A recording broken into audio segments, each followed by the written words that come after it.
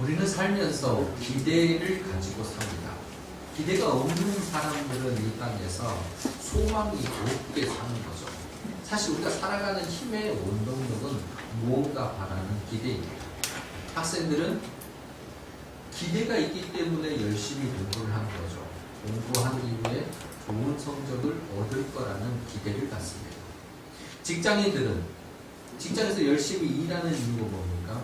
그 일로 인해서 내가 얻을 소득이 있는 것이고, 그 소득을 통해서 내 삶이 조금 더 풍요로워지고 더 나은 삶으로 나가는 길이 될 거라는 것을 알기 때문입니다.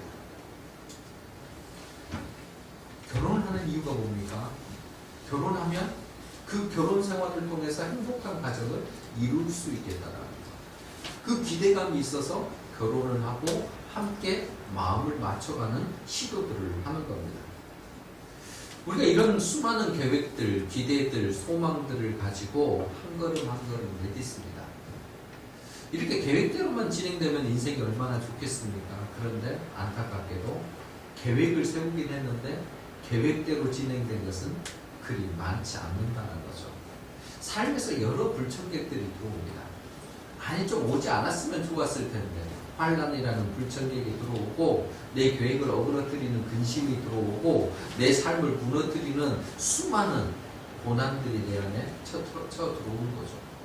그런 일들을 우리가 겪으면서도 사실 우리 시대에 지금 당하고 있는 코로나19도 불청객 중에 하나입니다. 이 불청객을 우리가 언제 요청한 적이 있습니까? 이 불청객이 언제 올 거라고 생각이라도 해봤습니까? 그런데 왔어요. 이 코로나19라는 불청객이 옴으로써 생기는 게 뭐예요? 계획을 잘 세웠고 그 미래에 대한 어떤 희망을 가졌었는데 그게 멈춰져 버렸습니다. 계획이 서로가 뒤엉켜버렸고 뒤엉킨 나머지 할 길을 잃어버린 거죠. 뭘 해야 될까? 어떻게 살아야 될까? 답답한 것이.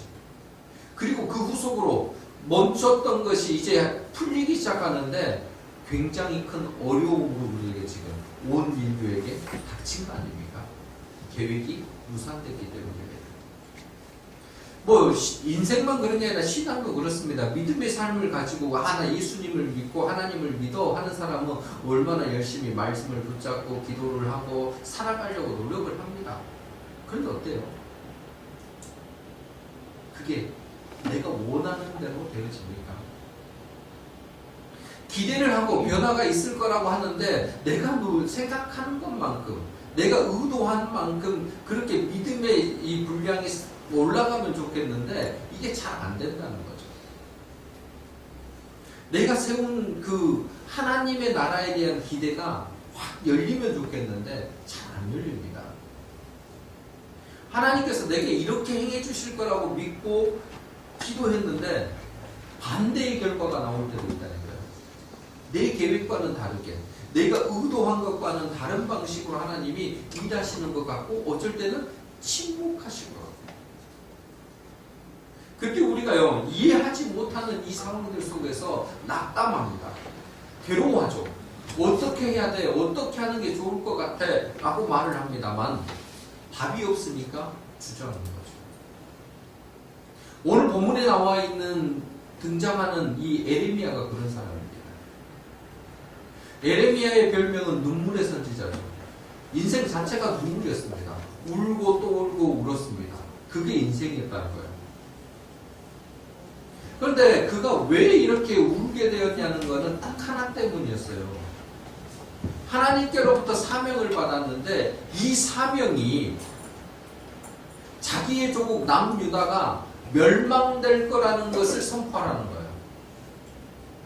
선지자라 하면 이제 우리가 이런 고난이 있지만 이 과정을 지나면 우리는 더욱 좋은 곳으로 하나님의 뜻에 맞아서 복을 갖게 되고 하나님께서 주시는 은혜로 우리는 다시금 새롭게 되어진다. 이런 희망의 메시지를 주고 그래야 백성들이 따를 텐데 자꾸 뭘 이야기하시냐면 이 우리나라 곧 망해. 우리는 이제 망해서 포로로 끌려가. 이것을 믿어. 그리고 거기에 순종해라고 말을 하니까 사람들이 뭐라는 거예요? 저 미친놈 아니냐 그러는 거죠. 심지어 그를 매국노라고 이야기를 합니다. 아니 하나님이 이끄셔서 하나님이 말씀하셔서 순종해라 그래서 순종했더니 돌아오는 것은 매국노라니까요. 높임을 받아야 되는데 하나님의 말씀대로 살았기 때문에 존귀해지는 것이 합당할 텐데 그 과정이 아니라는 거예요. 오히려 낮고 천한 정도가 아니라 어느 정도에까지 이르렀냐면 예레미야 20장 8절에서 이렇게 말씀을 하고 있습니다. 내가 말할 때마다 외치며 파멸과 멸망을 선포함으로 여호와의 말씀으로 말미암아가 내가 종일토록 치욕과 모욕거리가 됨이니이다. 그러니까 내가 하나님의 말씀대로 내가 선포했다는 거예요. 불순종이 아니라 순종의 모습을 보였는데 순종 이후에 나타나는 결과가 뭐냐면 하루 종일 사람들로부터 치욕을 당하고 모욕거리가 돼버렸다는 거예요. 만약 여러분이 하나님 앞에 이렇게 순종했더니 이런 치욕과 모욕거리가 있다면 예 하나님 오늘도 난 순종하겠습니다 하겠어요? 안 하는 거죠. 못하겠습니다 라고 말하는 게 맞을 겁니다. 그래서 에레미야도 하나님 나 못하겠어요 그런 거예요. 이런 치욕과 모욕거리가 내 앞에 있는데 하나님 더 이상 하나님 말씀을 따르지 않겠습니다. 결단한 겁니다. 9절 말씀이 그렇게 되어 있는 거죠. 내가 다시는 여호와를 선포하지 아니하며 그의 이름으로 말하지 아니하리라. 에레미야도 사람이기 때문에 이게 감당이 안 되는 거예요. 그래서 나 다시는 여호와의 이름을 선포하지 않겠습니다. 하나님 말씀해 보셔봤자 저는 아무런 일도 하지 않겠습니다. 그 이야기죠. 그런데 뭐예요? 그렇게 결단을 했는데 여호와의 말씀이 에레미야에게 계속 임하는 거예요. 그 말씀이 이 에레미야 마음 가운데 너무 가득 채워져 버리는 거예요. 그래서 그 다음 말씀이 그거잖아요. 나의 마음이 불붙는 것 같아서 골수에 사무치니 답답하여 견딜 수 없나이다. 아니 조금 그만하시면 좋겠는데 하나님께서 이전보다 더 많은 것들을 채워버리시는 거예요. 말씀을 주시는데 그 말씀이 선포하지 않으면 안 될 정도로 내 심장이 이 마음이 너무나 가득 채워져 가지고 답답할 지경에, 그래서 이것을 선포해야만 살 수 있을 지경에 이르기까지 하나님의 말씀을 채워버리신 거예요. 그래서 어쩔 수 없이 또 하는 겁니다. 아니 이 정도쯤에서 했으면 에레미야를 좀 하나님께서 인정해 주시고 야 그래 너밖에 없구나. 그래 너 정도 이렇게 내 말에 순종하고 따라왔다면 내가 이제 너를 높여줘야지. 그 사람을 좀 붙이고요. 또 그의 자리를 높여주고요. 인정받는 것을 사람들에게 알려줘야 될 거 아니겠습니까? 그런데 더욱더 힘들어져요. 아니 좀 편안해져야 되는데 조금 나아지는 김이라도 보여야 되는데 그게 아예 없어지는 거예요. 더 나빠졌습니다. 오늘 보면 1절 상황입니다. 에레미야가 아직 시위대 뜰에 갇혀 있을 때 여호와의 말씀이 그에게 두 번째로 임하니라 이르시되. 지금 에레미야가 그 전에는 그나마 자유롭게 돌아다닐 수라도 있는 자유가 있었거든요. 근데 그것마저도 박탈당한 거예요. 이제 너 매국노처럼 이렇게 돌아다니지 말고 사람들이 가둬놔버린 거예요. 시위대 뜰에 갇혔다 그러잖아요. 좋은 게 하나도 안 생겨요. 하나님의 말씀에 순종했더니 더욱더 나빠지는 상황이 되어버린 거예요. 에레미야가 보고 있는 그 상황이 너무 암울한 겁니다. 갇혔다, 선지자가 갇혔다라는 게 무슨 의미일까요? 선지자가 갇혔다는 말은 다른 말로 하면 하나님의 말씀을 듣기 싫다라는 거예요. 들려지는 기회를 박탈해버렸다는 거예요.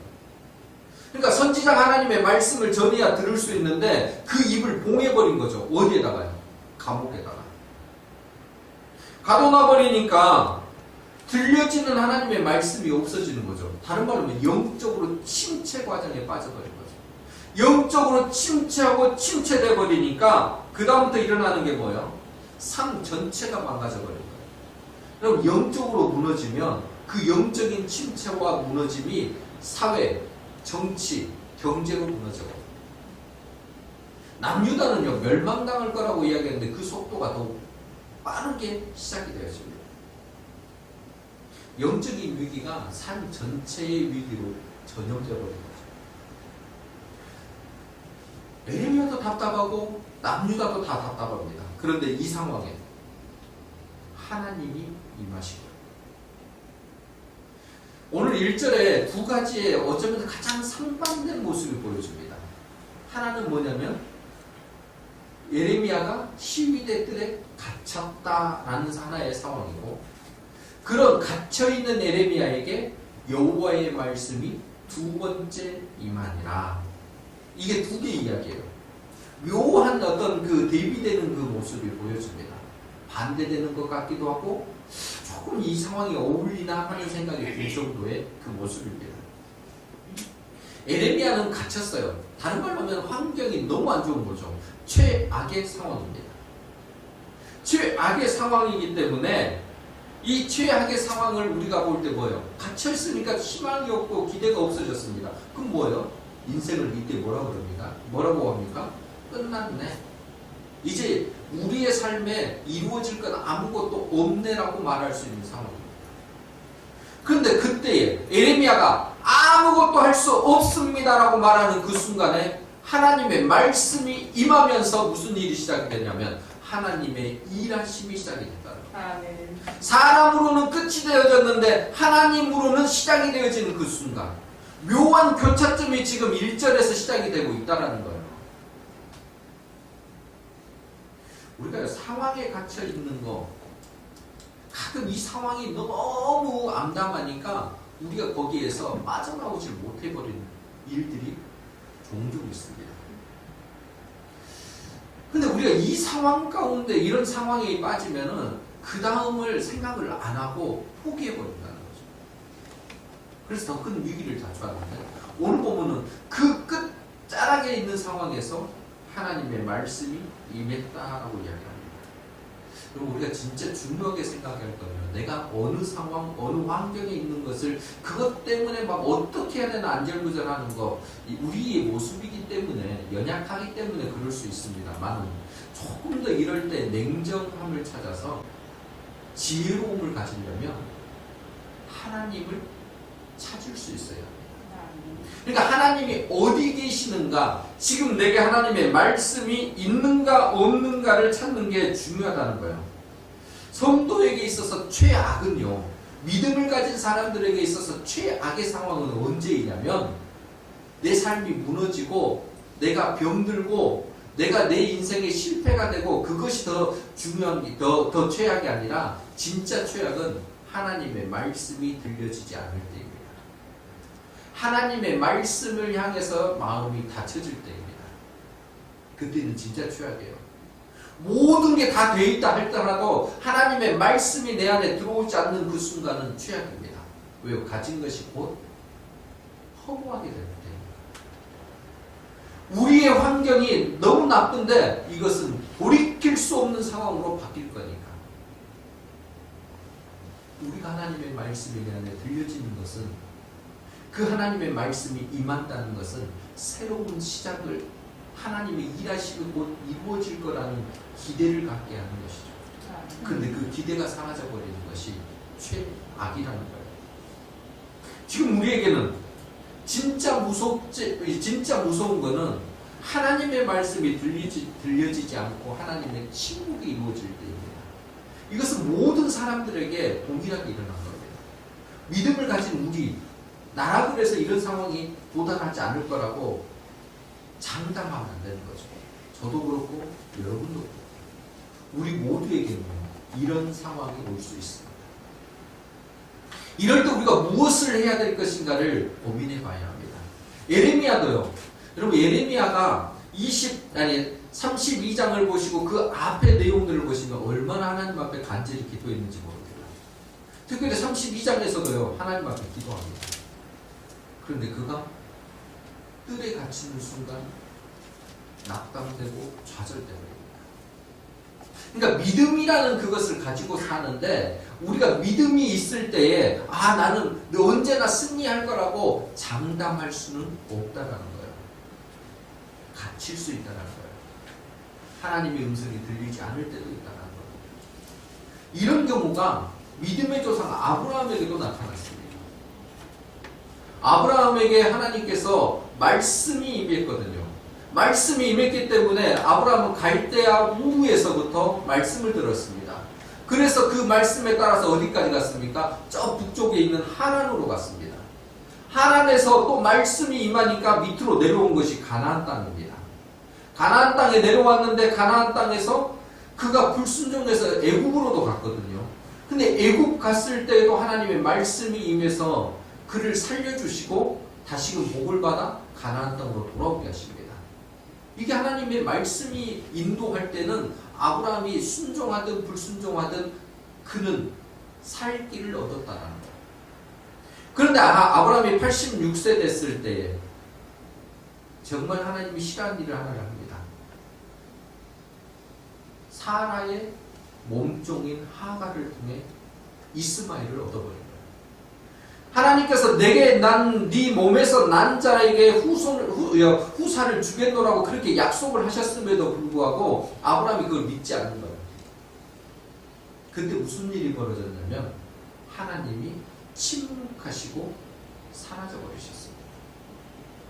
말씀으로 계속 그를 이끌어 오신 하나님께서 더 이상 말씀을 안 하셔버린 거예요. 얼마나 답답했을까요? 빛이 사라져 버릴 거예요. 인도함을 받았던 그것이 사라져 버렸으니까 아브라함은 답답했을 겁니다. 그런데 짧지 않아요. 99세까지 하나님이 99세에 그에게 나타나십니다. 17장 1절과 2절 말씀입니다. 아브라함이 99세 때에 여호와께서 아브라함에게 나타나서 그에게 이르시되 나는 전능한 하나님이라 너는 내 앞에서 행하여 완전하라. 내가 내 언약을 나와 너 사이에 두어 너를 크게 번성하게 하리라 하시니 하나님께서 99세가 중요한 것이 아니라 하나님께서 아브라함에게 뭘 하셨다는 거예요? 나타나신 것이 중요합니다. 그리고 그에게 말씀하신 것이 중요해요. 그랬을 때 어떤 일이에요? 그에게 약속하신 일이 응답이 됐다는 겁니다. 약속을 하시고 언약을 맺으신 그 일이 이제 아브라함에게 100세 됐을 때의 응답으로 나타났다는 겁니다. 하나님의 말씀이 임하면 이런 역사가 있습니다. 말씀을 받을 때, 말씀을 들을 때, 말씀이 인도함을 내 앞에 보여질 때 우리의 삶은 복으로 바뀌어질 수 있습니다. 소망이 그때 생긴다는 거예요. 그런데 여호와의 말씀이 내 안에서 캄캄해질 때, 여호와의 말씀이 내 마음에 들려지지 않을 때 우리는 절망이고 최악입니다. 지금 우리는 하나님의 말씀이 들려지고 있습니까?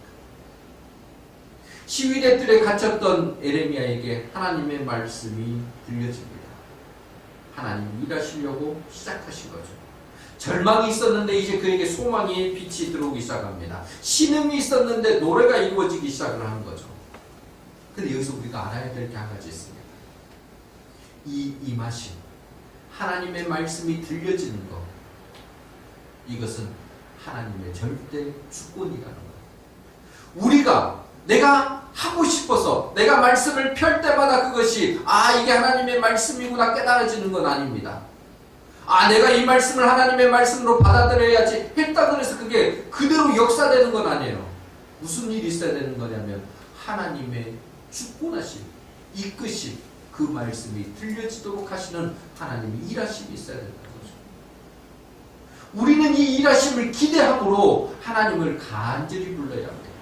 간절히 불렀다 그래서 내가 부르고 안 부르고에 따라서 하나님이 임하시고 임하지 않으시고 그게 아니에요. 주권은 하나님께 있습니다. 그런데 우리의 기도를 들으시는 하나님, 나의 부르짖음을 들으신 하나님께서 반드시 응답하시기에 우리는 그 부르짖음을 자주 해야 된다는 거죠. 근데 하나님이 일하신다는 거예요. 임하신다는 건 일하시기로 작정하신 거죠. 그런데 그냥 일하시는 게 아니라요. 한 가지 반드시 일하시기 전에 행하시는 게 있습니다. 하나님께서 모세에게 이스라엘 백성을 출애굽시키라고 명령하실 때 하셨던 일이 뭡니까? 하나님, 이름이 뭡니까? 라고 물어보니까 나는 여호와 스스로 있는 자리라 라고 말씀하셨습니다. 하나님의 이름을 알려줍니다. 오늘 본문에서도요. 하나님께서 일을 하시려고 하는데 하나님의 이름을 알려주시는 거죠. 내가 어떤 하나님인지를 알려주시고요. 여러분 이게 너무너무 중요해요. 무엇을 믿느냐? 우리는 큰 산을 보고 고개를 숙이고 빕니다. 거대한 바다를 바라보면서 넘칠거리는 파도를 보면서 이 바다를 다스리는 신이 있을 거라고 우리는 비는 거죠. 근데 그게 무슨 역할을 하는지는 알지도 못해요. 거대한 산이 무슨 역할을 하는지도 모르고요. 어떤 힘을 갖는지도 모르고요. 무작정입니다. 그런데 우리의 기도를 들으시는 하나님, 우리의 기도의 대상이신 하나님은 다르시다는 거예요. 분명하게 우리에게 나는 이런 하나님이고 나는 이런 일을 할 수 있다라고 말씀하십니다. 오늘 본문의 2절에서 뭐라고 그럽니까? 일을 행하시는 여호와 그것을 만들어 성취하시는 여호와 그의 이름을 여호와라는 이가 이와 같이 이르시도다. 그 하나님에 대한 이름을 말씀하시잖아요. 일을 행하시는 여호와 그것을 만들며 성취하시는 여호와 그의 이름을 여호와라 하느니. 조금은 이게 분명하지는 않아요. 이게 일을 하시는구나 이런 정도, 성취하시는 하나님 이렇게만 들려지잖아요. 그래서 이제 저도 이렇게 했는데 메시지 성경이라고 번역본, 또 다른 번역본의 성경을 보면 이렇게 표현이 되어 있습니다.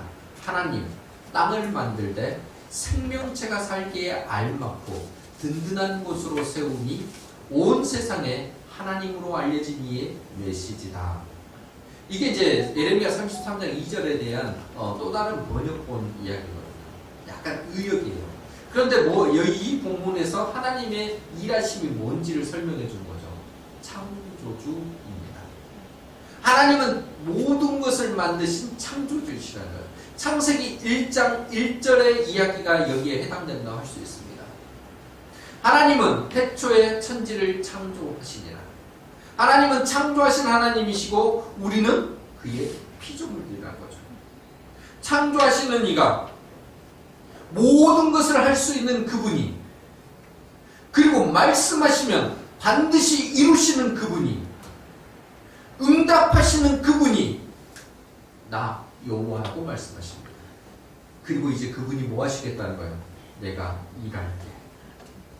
여러분 우리가 하나님을 알면 알수록 기도가 풍성해집니다. 하나님이 어떤 일을 행하셨는가를 깨닫고 또 그것이 내 심장 속에서 살아 꿈틀거리면요 기도할 거리가 훨씬 많아집니다. 그냥 무작정 하나님 이게 아니에요. 하나님의 이름의 역할들을 수없이 많이 한다면, 죽은 자를 살리신 하나님을 우리가 말씀을 통해서 믿었다면 죽음을 앞에서도 선포할 수 있는 거죠. 병듦을 고쳐주신 하나님을 우리가 기억한다면 병자 앞에서 우리는 선포할 수 있는 겁니다.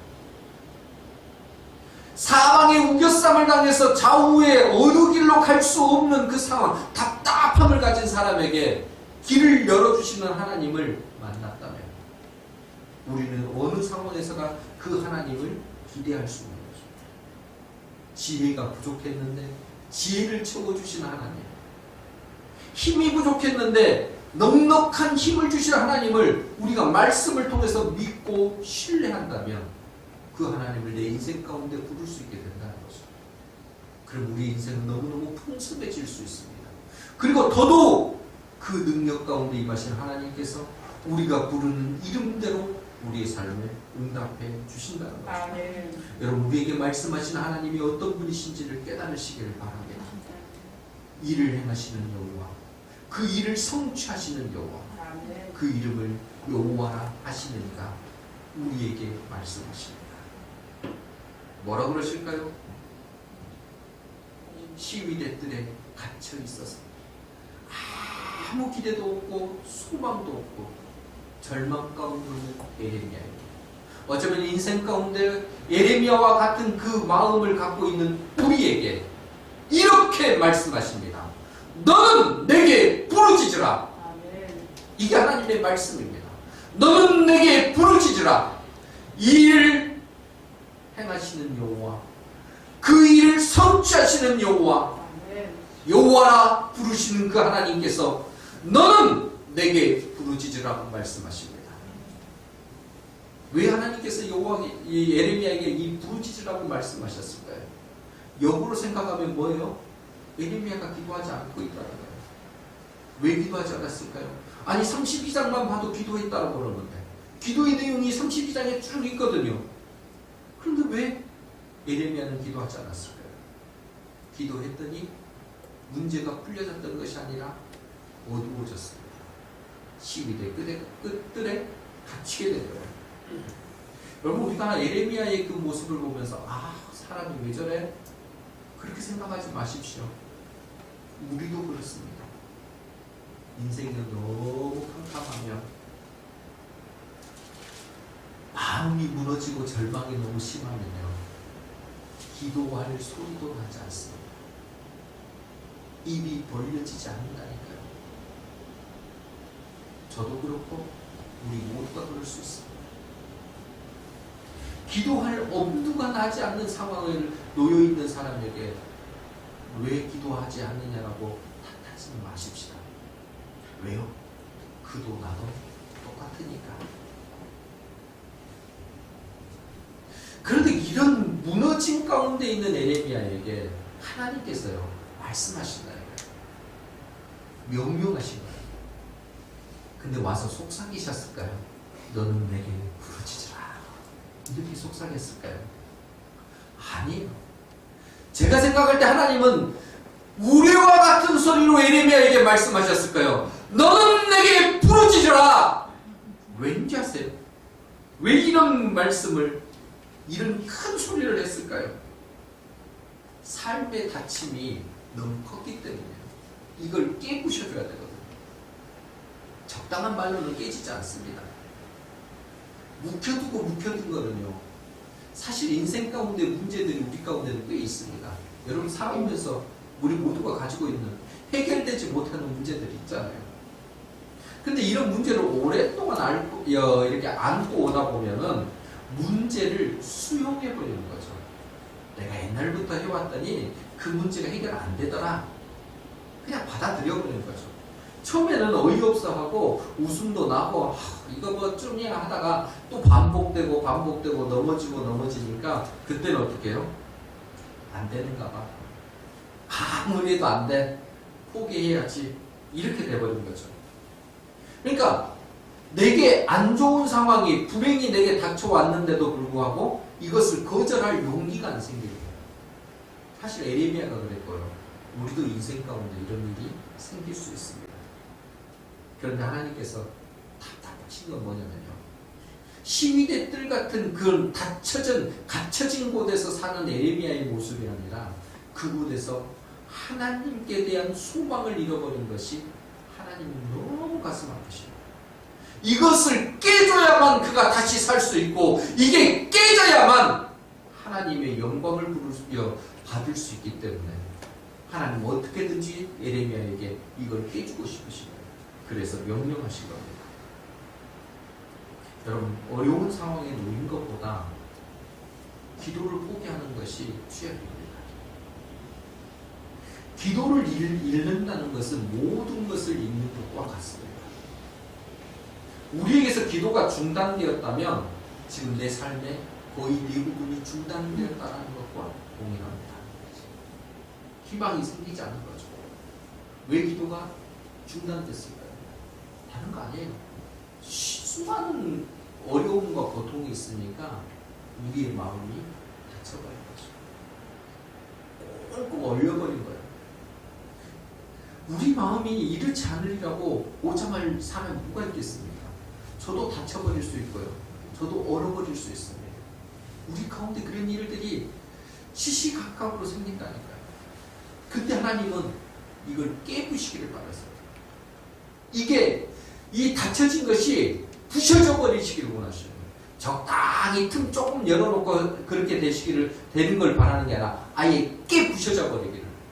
얼어져 버렸던 이 마음이 얼음 자체가 콱 깨져 버리기를 원하시는 거예요. 그래서 너는 내게 부르짖으라고 크게 우리에게 명령하시는 겁니다. 예레미야에게도 말씀하시는 거예요. 정말 그리스도인들이 해서는 안 되는 게 뭔지 아세요? 기도하면 뭐해요? 기도해봐도 안 되네. 이런 이야기는 우리가 해서는 안 되는 거예요. 우리가 그만큼 응답받을 만큼 기도를 열심히 한 적도 없을 뿐더러 기도를 하나님을 전적으로 의지하면서 했던 기도가 몇이나 됐냐는 거예요. 그러지 않았으면 이런 헛된 말 하면 안 되는 겁니다. 성도가 기도하면 뭐해? 라는 그 말은요, 난 더 이상 하나님을 신뢰하지 않아. 그 말과 같은 겁니다. 하나님은 우리의 기도를 듣기를 원하십니다. 정말 우리에게 부르짖음의 그 기도를 원하시는 거예요. 여러분, 부르짖으라라고 그러니까 목청을 높여서 소리를 막 질러내는 그 기도만 생각하시는데, 이것은요 그냥 보여지는 행동이에요. 진짜 너는 내게 부르짖으라는 이 말 속에 담겨져 있는 거는 내게 응답하시는 하나님, 내게 기도하라고 말씀하신 그 하나님에 대한 간절한 온 마음과 정성이 담긴 태도를 요구하는 거죠. 그런 태도를 가지고 하나님 앞에 나오라는 거예요. 내가 그러면 그 모든 것, 다른 말로 하면 이런 삶은 뭐겠어요? 기도를 가지고 적극적인 삶을 살겠다는 거죠. 적당히 되어지는 대로 사는 그것이 아니라, 하나님, 내가 하나님 앞에 부르짖고 응답해 주신 하나님의 은혜로 내가 살겠습니다라는 적극적인 태도가 이 안에 담겨 있는 겁니다. 그걸 원하세요. 우리 너무 실패에, 절망에, 낙담에 익숙해 있는 거 아닙니까? 해도 별로 안 바뀌더라. 하나님께서는 예레미야에게, 우리에게 말씀하시면서 너는 내게 부르짖으라 말씀하시면서 지금 절망의 자리를 털고 일어나라고 말씀하시는 거예요. 우리에게 조금 더 적극적으로 포기하려고 했던 그 모든 마음들을 다 내려놓고 기도의 끈을 붙잡으라는 겁니다. 하나님을 붙잡으라는 거예요. 내가 정말 그것을 응답해 줄 것이니 그 하나님을 붙잡고 일어서라는 겁니다. 그러면 닫혀져 있고 얼려져 있고 막혀져 있는 것 같은 인생의 그 일들이 풀려지겠다라고 말씀하십니다. 그걸 오늘 본문에서는 뭐라고 이야기를 했냐면 응답이라고 말씀하셨어요. 33장 3절 말씀 우리 같이 읽습니다. 너는 내게 부르짖으라. 내가 내게 응답하겠고 내가 알지 못하는 크고 은밀한 일을 내게 보이리라. 아멘. 하나님께서는요, 기도하라 명령만 내리신 게 아니에요. 왜 기도하라고 하셨냐면 뒤에 이야기 때문에 기도하라고 하신 거죠. 그 하나님의 이름을 딱 한 단어로 뭐라고 하겠습니까? 응답하시는 하나님이시라니까요. 하나님은 틀림없이 내가 응답해 줄 거라고 말씀하시고 응답을 먼저 말씀하시는 거예요. 어쩌면 하나님은요, 우리에게 응답하시려고 준비도 지금 하고 계시는 거예요. 기도만 해봐, 내가 바로 응답할 거야 라고 말씀하고 계시는 거예요. 이스라엘 백성에게 응답이 뭐였을까요? 이스라엘 백성에게 응답은요, 그 다음 말이에요. 크고 놀라운 일로 내가 응답해 줄게. 근데 이 크고 놀라운 일이 뭐였냐면 이스라엘 백성은 멸망이었어요. 죄악 가운데 멸망이 되는 거잖아요. 바벨론에 의해서 멸망당하는 거예요. 예레미야가 그 말을 선포한 거잖아요. 근데 하나님은 그것을 훨씬 뛰어넘는 겁니다. 무슨 말을 하시는 거냐면 너희들이 70년이 지나면 다시 지금 포로로 끌려가고 나라가 망하는 그 상황 가운데 있지만 70년이 넘으면 이 땅에 돌아와서 나라를 다시 세우고 내 백성 하나님의 자녀로 내가 삼아줄게 말씀하시는 거예요. 전혀 다른 거죠. 지금의 어떤 무너지고 조금 개선되는 것이 아니라 완전히 새로운 나라를 내가 세워줄게라고 약속하시는 거예요. 이게 크고 놀라운 일입니다. 만신창이를 만신창이 그런 존재로 놔둔 것이 아니라 새로운 존재로 내가 만들어줄게 라고 하나님은 말씀하고 계신 거죠. 기도를 할 때 우리가 이런 상상을 해볼 수 있어야 합니다. 기도는요, 내가 원하는 것 정도에서 그치는 게 아니거든요. 우리가 기도 기껏 한다라는 것들이 사실은 우리의 기대 이상을 넘지를 못해요. 기도도 내가 생각하는 것 이 정도밖에 안 되는 거지, 그걸 확 넘어서 기도할 수 있는 사람이 그리 많지 않다는 거죠. 그런데요, 하나님은 우리 수준으로 응답하시는 게 아니라는 거예요. 우리 수준을 훨씬 뛰어넘어서 상상할 수 없는 것, 어쩌면 두려운 정도로 하나님 이렇게까지 내게 응답해 주셔도 되는 겁니까? 라고 말할 정도로 답을 주시고 복을 주신다. 좀 우리 삶에서 이런 일이 막 넘쳐야 되지 않겠습니까? 아니 하나님 나는 이 정도면 된다고 그랬는데 아니 이 정도까지 되어지다니요. 정말 하나님 놀랍습니다. 우리 수준을 뛰어넘는 하나님의 응답이 이렇게 된다. 우리는 내 응답이 이 정도만 되면 좋겠다고 그랬는데 결과를 놓고 보니까 이것은요 내 수준이었던 거예요. 하나님의 수준은 어떻습니까? 크고 은밀한 일이 되는 거죠. 상상이 안 되는 그 일이 내게 응답으로 오는 거예요. 이게 기도하는 사람에게 하나님이 말씀하시는 놀라운 일입니다. 우리에게 이런 일들이 일어나기를 소원합니다. 정말 우리를 다니시는 하나님은요 이 일을 지금 준비하신 아니 벌써 주셨어요. 독생자 한 명 있는 아들을 이 땅에 보내시면서 우리를 사랑한다고 말씀하셨잖아요. 그 사랑이 어떻게 이루어졌습니까? 십자가에서 죽게 하신 거예요.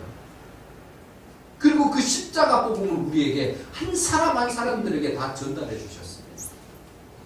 십자가 복음이 우리 안에 딱 들어오면요 우리가 고백하는 거 봅니다.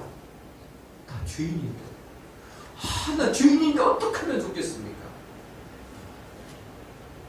어제 성경학교로 끝나고 원주에서 올라오는데 이 제잘거리는 이 초등 아이들이 얼마나 제잘거리는지 좀 자라 시끄럽다 그래도 조잘거려요. 근데 뭘 조잘거리냐면 찬양하느라고 조잘거리고 또 뭘 하는 거냐면 그 그러는 책으로 복음을 받은 걸 가지고 한마디 한마디씩 하는 거예요.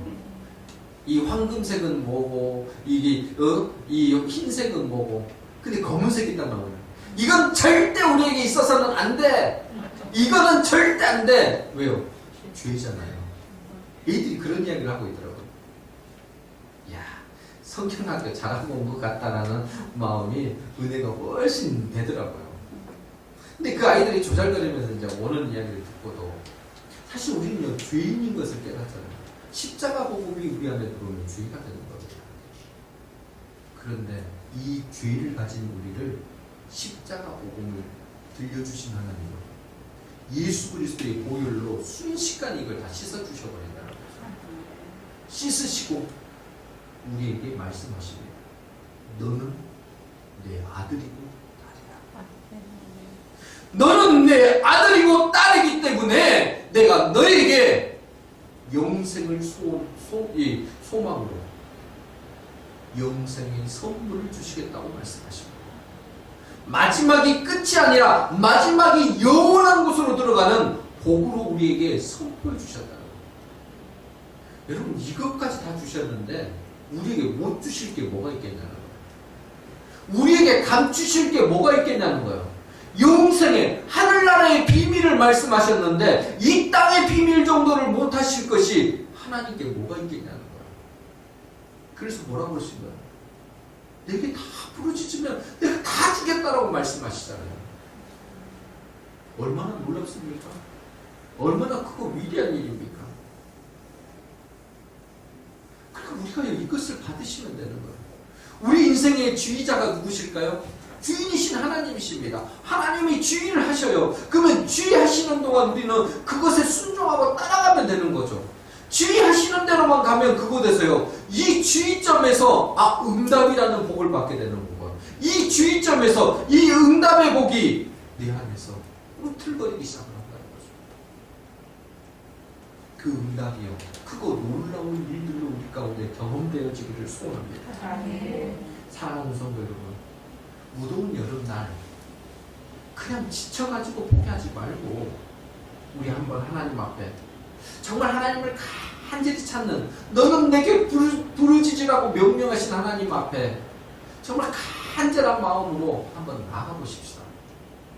그 하나님이 내게 뭐라고 말씀하시는가 귀를 기울이시고 그 음성을 들으면서 하나님 그 음성 가운데 내가 힘을 얻습니다. 그 음성 가운데 기대를 갖습니다. 그 음성 가운데 응답하실 하나님을 더욱 바라보게 됐습니다. 이런 고백이 있기를 소원합니다. 우리 하나님의 말씀을 붙잡고 기도하시고 그 말씀이 내 안에 채워지면 우리는 세상이 감당하지 못할 만큼의 능력 있는 사람들이 다 된다는 것입니다. 우리의 닫힌 문이 꽁꽁 얼려져 버린 이 마음들이 하나님의 말씀과 일하심으로 다 빗장이 열려지고 깨부셔지고 새로워지는 날을 발견하게 될 것입니다. 하나님은 우리 삶에 길을 열어주시고 빛을 보여주시고 우리를 그 은밀한 일로 인도하시기에 넉넉하신 분이십니다. 그 하나님이 일하십니다. 그 하나님이 이제 우리 가운데 성취함으로 응답하심으로 우리에게 말씀하십니다. 우리 모두가 그 은혜를, 그 전능하신 하나님 그 은혜를 부르짖음으로 받아 누리는 우리 모두가 되기를 주님의 이름으로 간절히 부탁드립니다. 아멘.